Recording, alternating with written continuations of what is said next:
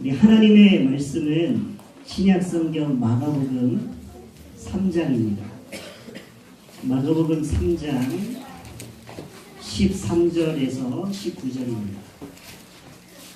마가복음 3장 13절에서 19절, 신약성경 57페이지에 있습니다.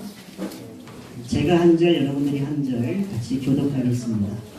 마가복음 3장 13절에서 19절. 또 산에 오르사 자기가 원하는 자를 부르시니 나아온지라.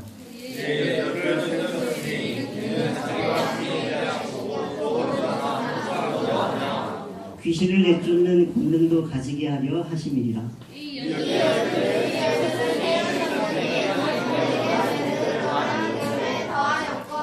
또 세베대의 아들 야고보와 야고보의 형제 요한이니 이 둘에게는 보아너게 곧 우레의 아들이라는 이름을 더하셨으며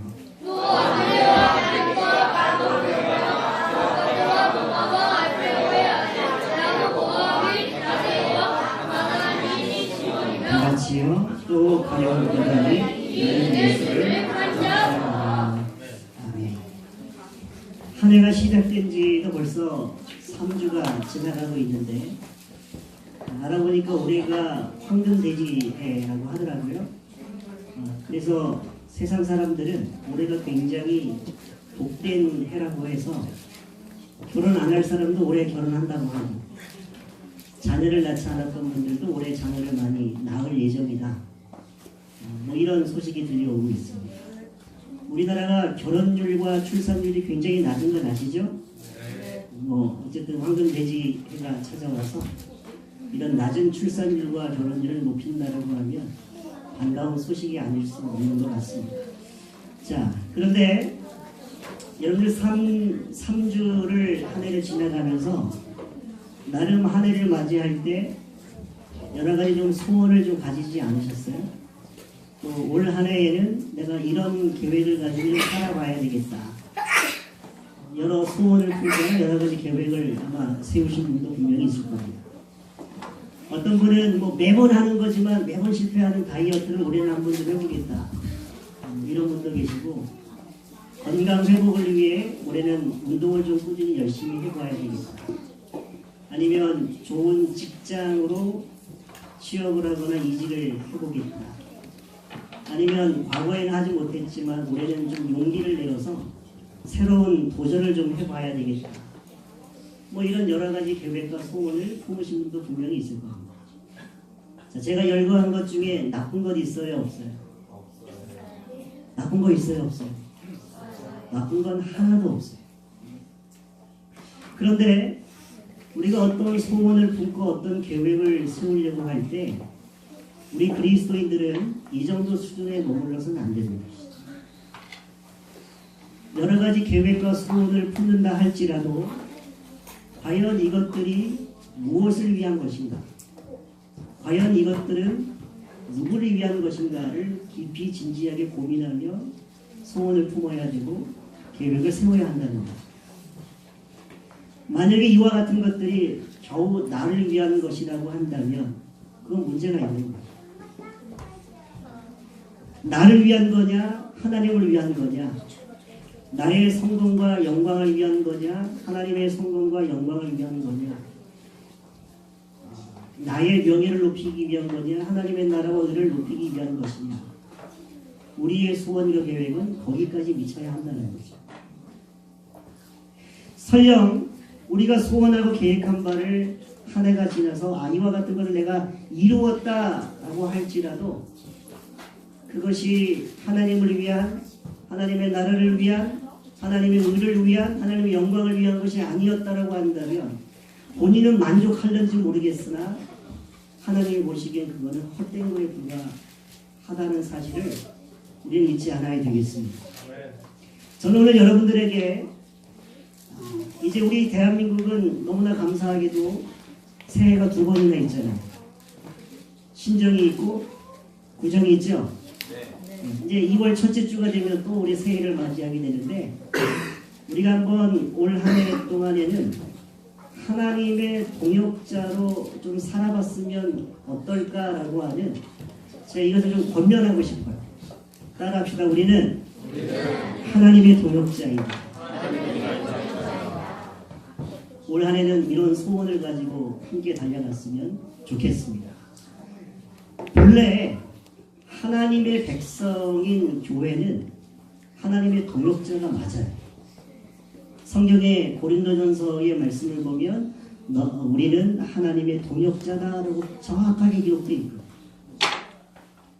그런데 이것을 우리가 소원을 품자라고 하는 이유는 뭐냐면, 분명히 우리는 하나님의 동역자로 부름받았는데 하나님의 동역자로 살기보다는 그저 구경꾼으로 서 있는 것은 아닌가, 들러리로 서 있는 군중 같은 모습은 아닌가. 한국교회에 이런 모습이 너무나 많기 때문에, 그래서 여러분들에게 우리는 우리의 본래의 모습인 하나님의 동역자로 서야 한다라고 하는 것을 한번 소원으로 품어보자라고 제가 말씀을 드리는 거죠.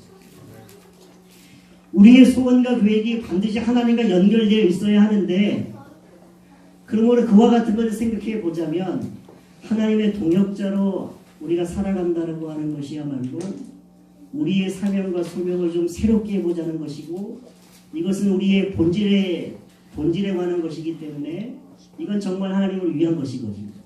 하나님의 영광을 위한 것이고 하나님의 나라를 위한 것이기 때문에 제가 여러분들에게 강력하게 권면을 하는 것입니다. 자, 그러면 하나님 나라의 동역자로 우리가 달려가려면 어떻게 해야 할까?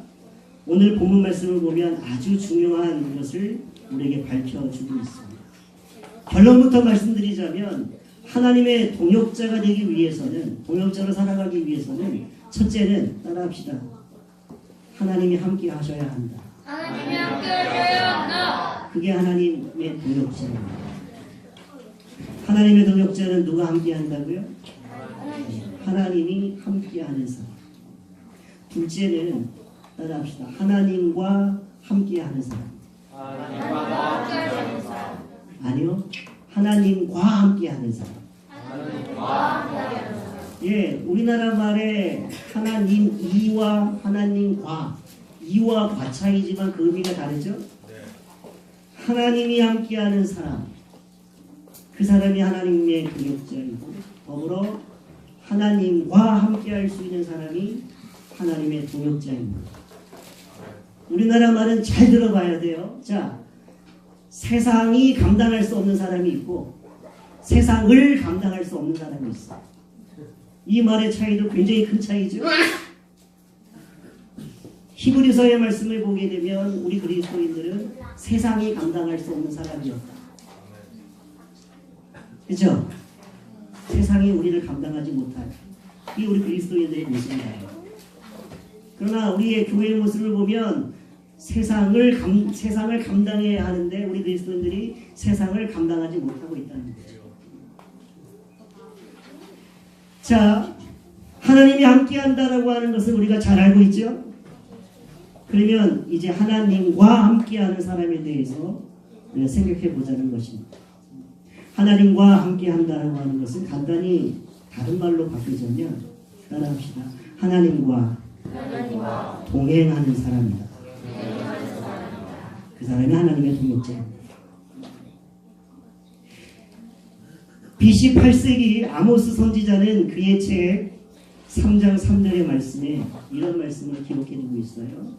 두 사람이 뜻이 같지 않은데 어찌 동행을 할 수 있겠느냐. 이 자리에는 결혼한 부부가 많이 앉아 계시는데, 한 이불을 덮고 자는 그 남자, 어떻게 늘 뜻이 같아요? 많이 달라요? 우리 사모님이 다르다는 거 없어요. 뜻이 다르면 같이 잘 갈 수 있어요? 잘 못 가요? 가긴 가는데 자꾸 삐걱거리죠. 마찬가지 하나님과의 관계에 있어서도 하나님과 같은 마음이 아니라고 한다면 동행을 하기가 어려워요. 마태복음 25장 14절에 30절까지의 말씀을 보면 아주 유명한 달란트에 관한 비유의 말씀이 실려 있습니다. 아마 잘 기억하실 거예요. 거기에 나와 있는 주인이 먼 타국을 가는데 신실한 종들을 불러다가 달란트를 나눠줘요. 어떤 사람에게는 5달란트를 나눠주고 어떤 사람에게는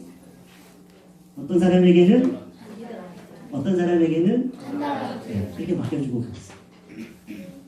누가 제일 많이 받았어? 제일 많이 받은 사람이 얼마나 받은 거예요? 제일 많이 받은 사람. 5달란트 받은 제일 많이 받은 거죠. 제가 그 당시의 기록을 보니까 한 달란트는 6,000데나리온인데 한 사람이 하루에 일하면 노동자가 하루 일하면 한 데나리온을 받는다고 해요. 그러면 6,000데나리온이라고 하면 수학적으로 365를 나눠보면 약 16년치의 월급을 한꺼번에 받는 거예요. 한 달란트가 많은 거예요, 적은 거예요? 굉장히 많은 금액을 맡깁니다. 2달란트 받는 사람은 32년치의 월급을 한꺼번에 맡은 거고요.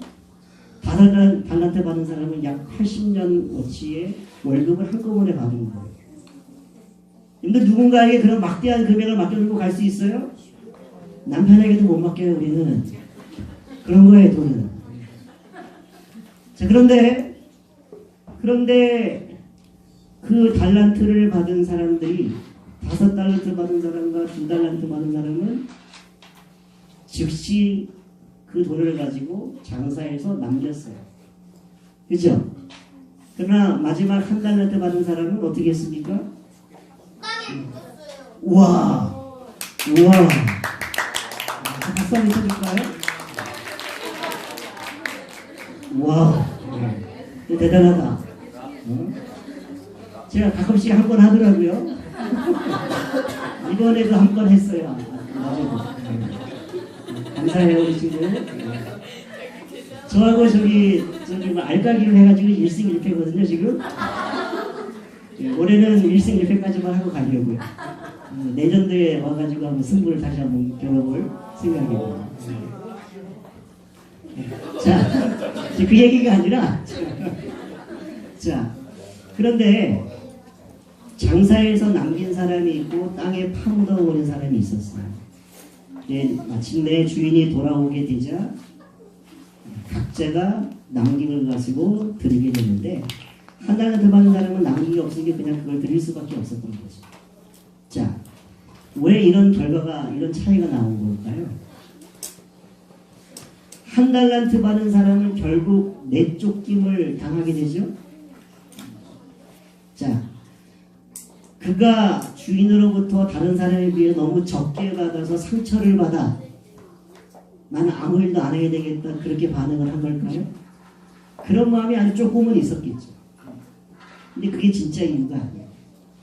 그 본문의 말씀의 제일 중요한 의도는 뭐냐면 두 사람은 주인의 마음을 알았던 사람이고 그리고 한 달란트 받은 사람은 주인의 마음을 몰라서 처신을 하는 거였어요.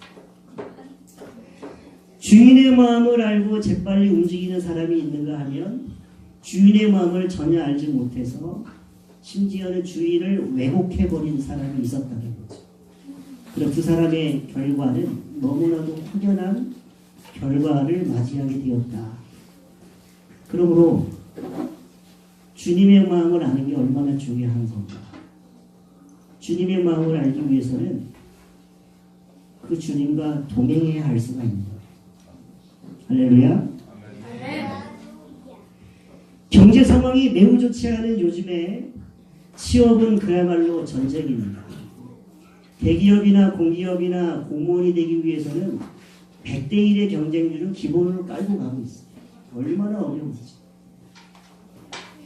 과거엔 좋은 대학 들어가는 것이 자랑이었는데 지금은 좋은 회사, 좋은 직장에 들어가는 것이 자랑거리로 바뀌어 있습니다. 그만큼 어려워요. 일개 기업이나 나라의 일도 이렇게 치열한 경쟁과 엄격한 선발 기준으로 사람을 선택을 하게 되는데 하나님의 통치와 하나님의 뜻을 이루려는 하나님 나라의 일꾼을 세우려고 할 때는 과연 어떤 사람을 선발할까? 세상의 방식처럼 유능하고 출중하고 탁월한 사람들을 하나님은 세우시는 건가? 아니면 여러 경력과 이력으로 뽑히는 건가? 너무나 감사하게도 하나님 나라의 방식은 세상의 기준과 다르다라고 하는 것을 보게 됩니다. 하나님이 당신의 나라의 일꾼으로 사람을 선발할 때, 선택하게 될 때 제일 중요한 기준, 오늘 13절 말씀 보시기 바랍니다. 자, 예수님은 누구를 부르는지 13절 다시 한번 읽겠습니다. 시작. 또 산에 오르사 자기가 원하는 자를 부르시고. 예수님은 누구를 부르셨대요? 누구를 부르셨대요? 자기가 원하는 자를 부르셨어요. 자, 그런데 이 말은 굉장히 깊은 의미가 담겨져 있어요. 아, 나 저 사람 마음에 들어 이래서 뽑은 게 아니에요. 구약이든 신약이든 우리 하나님이 굉장히 중요하게 보시는 것, 그건 다르지 않습니다. 우리가 잘 알고 있는 말씀이 있어요. 사람은 외모를 보지만 하나님은 뭘 보신다? 중심을 보신다고 되어 있어요. 사무엘상 16장 17절에 보면 이렇게 되어 있죠. 나의 보는 것은 사람과 같지 아니하니 사람은 외모를 보거니와 나 여호와는 중심을 보느니라. 뭘 본다고요? 여기서 중심은 배꼽을 보는 게 아니에요. 제가 청년이었을 때요, 저희 교회에 어떤 자매가 배꼽티를 입고 왔어요. 교회에. 굉장한 충격이었어요. 그래서 왜 배꼽티를 입고 왔냐 했더니 중심을 보여주고 싶어서 배꼽티를 입고 왔다는 거죠. 성경을 너무 문자적으로 해석을 한 겁니다. 자, 우리 하나님은, 우리 예수님은 그 사람의 마음의 중심을 보시는 분이세요. 그런 사람을 부르셨다는 거예요. 그런 사람. 외모를 보지 않고 경력과 이력과 실력을 보지 않고 스펙을 보지 않고 그 사람이 어떠한 사람인가, 하나님을 향한 마음은 어떠한가, 예수님을 향한 그 본심은 어떠한가, 그걸 보셨다는 거예요. 그 사람이 무능하다 하더라도 그 중심이 올바르다면 하나님은 무능함을 유능함으로 바꿔서라도 그 사람을 사용하겠다는 거죠. 그 사람이 연약하다라고 한다면, 그러나 그 사람이 중심이 온전하다고 한다면 연약함을 강건함으로 바꿔서라도 하나님은 그 사람을 사용하겠다는 거예요. 그 사람이 미련하다면 하나님이 지혜를 주어서라도 하나님을 사용하는 사람이 되게 하겠다는 거예요. 이게 하나님의 마음인 겁니다. 자, 이런 사람이 있었어요. 체구가 작고 대머리이며 다리는 휘어져 있고 꽤 큰 코를 가지고 있으며 언변이 약하고 육체에 장애까지 있으나 그런대로 건강해 보이고. 자, 누구일 것 같아요? 누구일 것 같아요? 저는 아닙니다. 저와 공통된 게 많이 있는데 저는 아닙니다. 이거는 초대교회 당시의 역사가들의 기록을 제가 그대로 인용한 거거든요. 자, 이 사람을 요즘 시대에 누가 사용할 수 있겠어요? 여러분들 같으면 키도 작고 대머리인데가 언변도 별로 좋지 않고 장애를 안고 있는 데다가 뭐 별로 볼품이 없는 사람이 회사에 딱 지원을 했으면 야, 저 사람이다라고 뽑을 사람이 있어요? 없겠죠. 근데 이 사람이 누구냐? 신약 성경 27권 가운데 13권을 기록한 사람. 누굽니까? 사도 바울이에요. 사도 바울. 그가 세워놓은 교회가 얼마나 많으며 그가 전한 복음의 발걸음이 얼마나 많았어요. 세상적 기준으로 보면 별로 볼품이 없는 사람일는지 모르겠으나 하나님이 보시기에는 이만한 사람이 없었다는 거예요. 바울도 그가 고린도 교회에 보낸 편지에 자기의 심정을 실어서 이런 편지를 썼어요. 고린도후서 10장 10절에 보니까 현대어로 이렇게 되어 있습니다. 여러분들 중에는 제 편지에는 무게가 있고 힘이 있다고 하지만 그 사람을 직접 대해보면 약골이고 말지주가 없다라고 하는 말한 사람들이 있는 걸 제가 알고 있습니다. 자기 자신을 참 약골이고 말재주도 없는 사람이다라고 하는 이게 사람들의 세평이었다는 거예요. 또 자신도 그런 사실을 알고 있다는 거죠. 그러나 약골이고 말재주가 없다 할지라도 그 바울의 모습을 보면 하나님의 일을 감당하는 데는 조금도 문제가 되지 않았어요. 외적인 능력은 부족했을런지 모르지만 하나님의 보시 가장 중요하게 보시는 그 마음의 중심만큼은 어느 누구와도 견주어도 그 마음이 지지 않을 만큼 부족하지 않을 만큼 그 뜨거운 마음이 그에게 있었다는 거죠. 그래서 바울은 자기 안의 약함 때문에 오히려 하나님을 더 의지할 수 있게 되었고 하나님을 의지하다 보니까 하나님의 능력이 함께하는 사람이 되다 보니 얼마나 많은 일을 감당할 수 있는 사람이 되었습니까? 사도 바울이야말로 하나님이 함께하는 사람이었고 그 또한 하나님과 함께하는 사람이었다는 거죠. 그게 하나님의 동역자. 아마 사도 바울이 예수님의 모습을 보고 도전을 받은 것 같습니다. 자, 예수님은 누구의 아들이시죠? 누구의 아들이시죠? 누구의 아들이시죠? 현우야. 예수님 누구의 아들이야? 하나님의 아들이야. 자, 그러면 보세요. 누가 하나님을 제일 잘 알까요? 예수님. 왜? 하나님의 아들이기 때문에. 그렇죠. 하나님의 아들이니까 하나님을 제일 잘 알겠죠? 하나님의 뜻을 누가 제일 잘 알까요? 하나님. 하나님 빼고. 예수님이요. 그렇죠. 왜? 하나님의 아들이. 하나님의 아들이. 그래서 하나님의 아들이죠. 자, 그러면 예수님은 하나님의 뜻을 이루려고 할 때 굳이 하나님께 물을 필요가 없잖아요. 하나님의 아들인데. 근데 예수님의 일생을 보면 중요한 문제를 앞에 두고 하나님의 아들임에도 불구하고 항상 하나님께 뜻을 묻는 것을 우리가 보게 되죠. 예수님의 일생을 보면 기도하는 삶이었어요. 그리고 그 기도는 전투적인 기도였어요. 땀방울이 핏방울이 될 만큼 밤을 하얗게 세워서 기도할 만큼 아니 하나님의 아들이라고 한다면 누구보다도 하나님의 뜻을 잘 알고 계실 터인데 그런데도 그 예수님은 밤을 하얗게 세울 만큼 하나님의 뜻을 진지하게 물었다. 그런데 하물며 우리가 하나님의 뜻을 안 묻는다? 따라합시다. 교만이다. 교만인 거예요.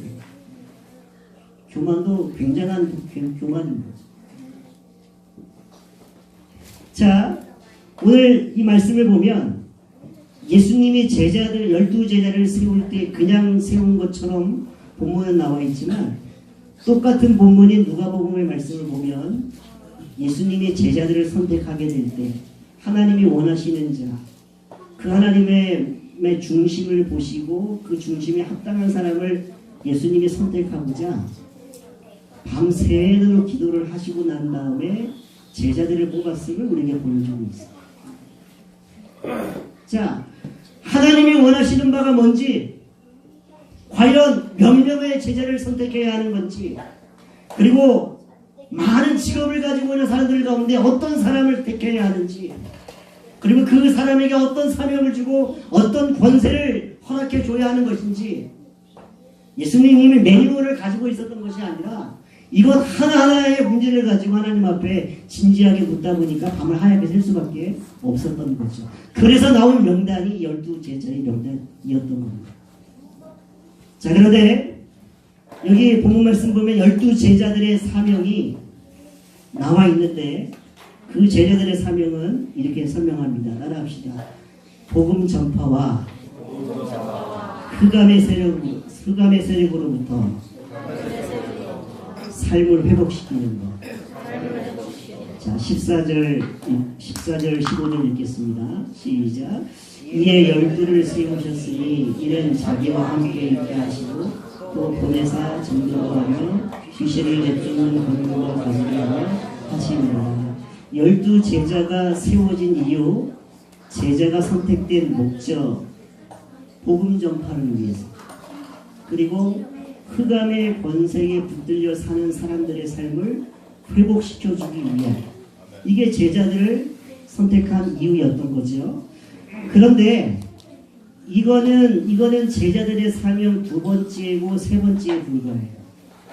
더 중요한 제자들의 사명이 오늘 13절 앞부분에 나와 있는데, 그 사명이 뭐냐?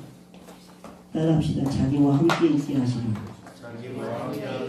그게 제자들을 부른 첫 번째 목적이라는 거예요.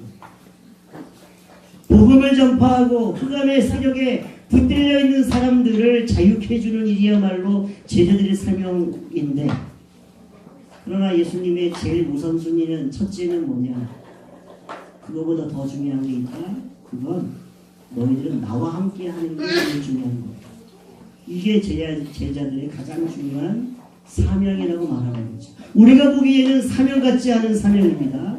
그러나 이것이야말로 가장 본질적이고 근본적인 사명이라고 하는 것을 예수님은 밝혀드린다는 겁니다.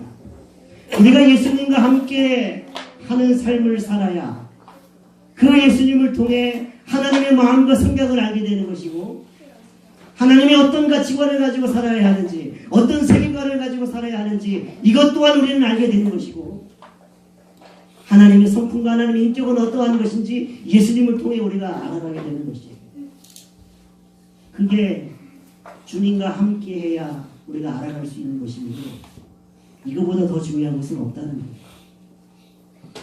자, 우리 마태복음 한번 7장의 말씀을 좀 찾아보겠습니다. 자, 마태복음 7장 22절, 마태복음 7장 22절 23절. 자, 같이 읽겠습니다. 시작. 그날에 많은 사람이 나더러 이르되 주여 주여 우리가 주의 이름으로 선지자 노릇하며 주의 이름으로 귀신을 쫓아내며 주의 이름으로 말미암아 권능을 행하지 아니하느냐 하리니, 그때에 내가 그들에게 밝히 말하되 내가 너희를 보고자 하지 못하니 불법을 행하는 자들아 내게서 떠나가라 하리라. 자, 여기 말하자면 주님의 이름으로 선지자 노릇했고, 주님의 이름으로 귀신을 내어 쫓았고, 주님의 이름으로 많은 권능을 행했던 사람들이에요. 다시 말하자면 복음 전파와 흑암의 세력에 붙들린 사람들을 자유케 해주는 그와 같은 일을 했다는 거예요. 그러면 제자들의 사명 가운데 두 가지씩이나 감당을 했으니, 그러면 많은 걸 감당한 거 아니겠어요? 그러나 예수님의 말씀은 뭐냐? 그런데 나는 너희들을 모른다. 너희는 불법을 행한 자야 라고 예수님이 말씀하신다는 거죠. 왜 그럴까요? 그들이 행한 것은 주님이 원하셨던 일이 아니었어요. 그들의 중심은 하나님께 향한 중심이 아니고 행한 것이기 때문에, 하나님의 일처럼 보이나 사람의 일이 되어버렸기 때문에 그건 나를 위한 일이 아니다 라고 했던 거죠. 하나님의 일이 사람의 일이 되는 일들 얼마나 많은지 몰라요. 교회에서 봉사하고 헌신하는 일도요, 얼마든지 사람의 일이 될 수 있어요. 그 마음의 중심이 하나님을 향한 것이 아니라고 합니다. 다른 사람에게 보이기 위해서 내가 이와 같은 봉사를 하고 있는 사람이야, 내가 이렇게 헌신하고 있는 사람이야, 거기에 초점이 맞춰지고 있다고 한다면, 내가 놀라운 일을 행했다 할지라도 그거는 나는 모르는 일이야. 하나님은 그렇게 보신다.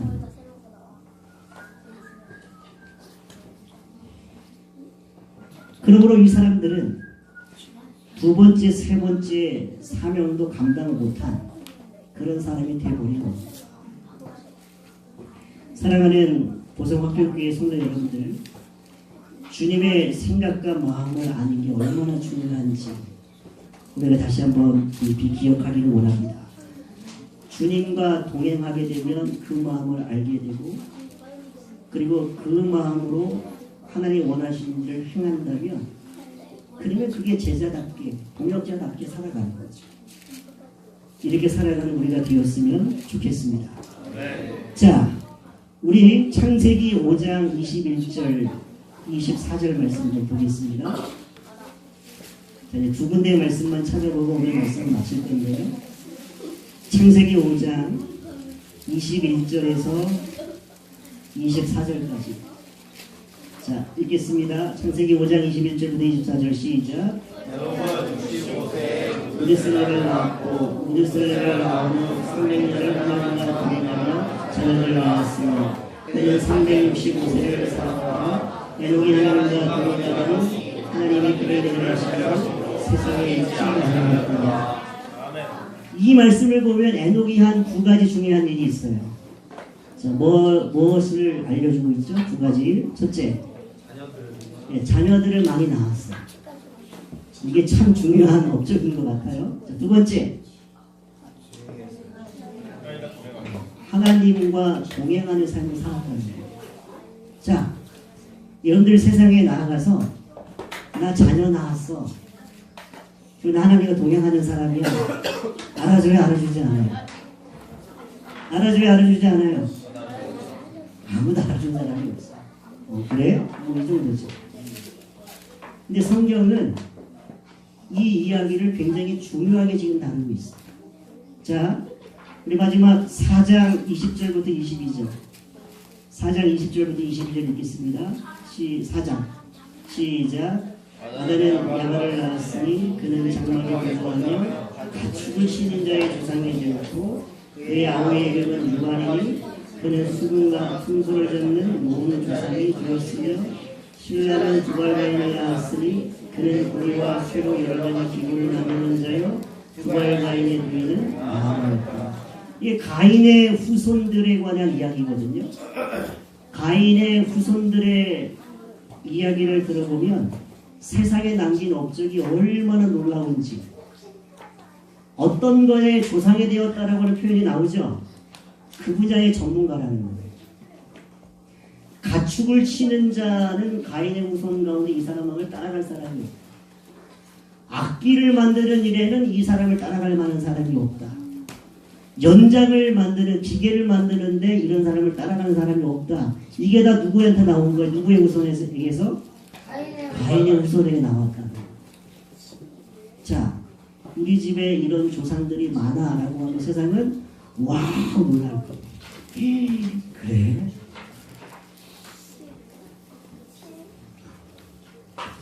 저희 집안은 하나님이 축복을 많이 해주셨어요. 특별히 지혜를 좀 주셨어요.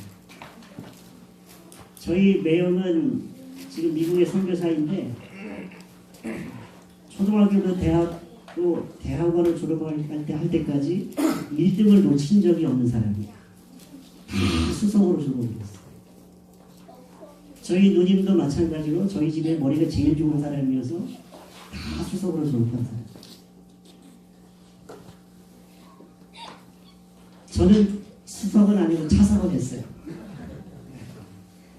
저희 집안이 좀 그래요. 그런데 그게 세상에 보기에는 야, 저 집안은 참 똑똑한 집안이다. 근데 저는 그게 별로 좋지 않아요. 하나님의 말씀을 알고 나서. 왜냐하면 하나님이 보실 때 그거 별것 아니거든요. 자, 세상은 가인의 후손들이 하는 것에 대해 굉장히 칭송할 겁니다. 에녹이 한 일은 별로 사람들이 주목을 하지 않아요.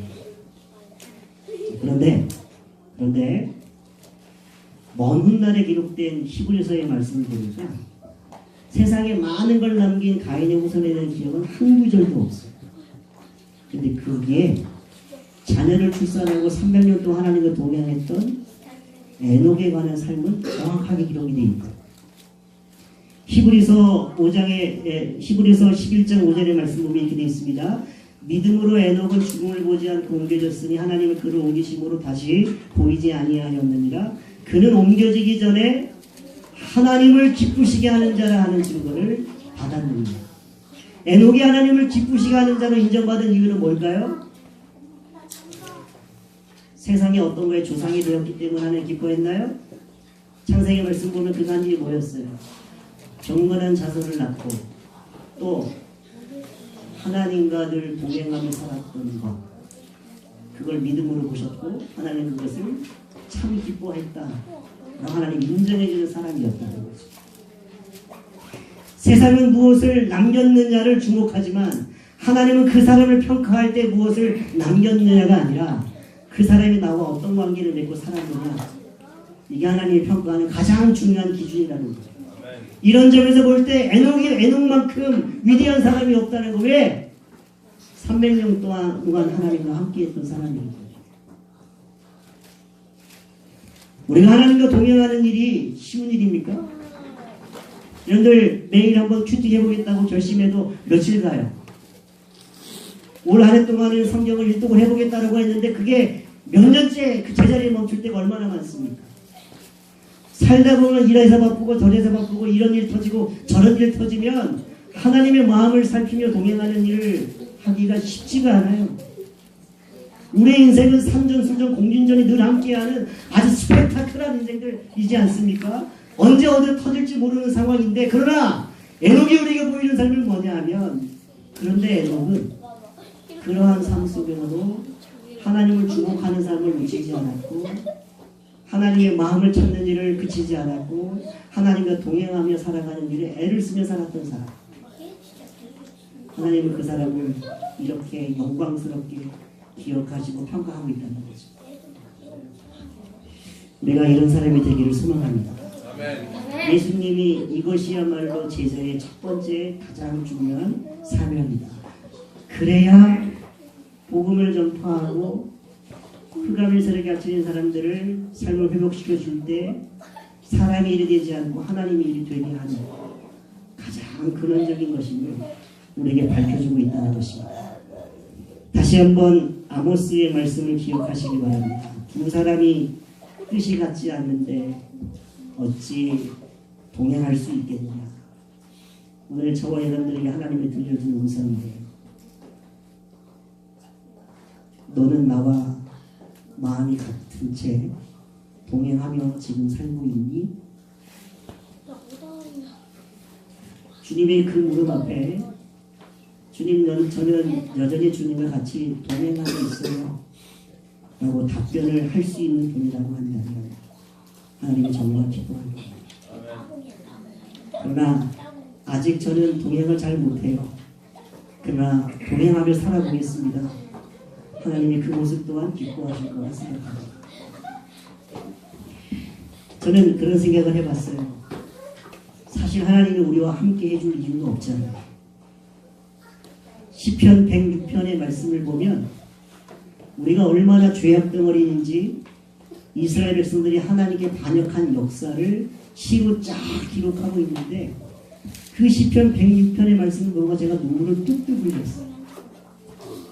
이렇게 하나님이 많은 기적을 행해 주시고 이렇게 많은 인자를 베풀어 주셨는데도 어찌 이들은 이것을 쉽게 잊어버리고 이것을 깨닫지 못하는가.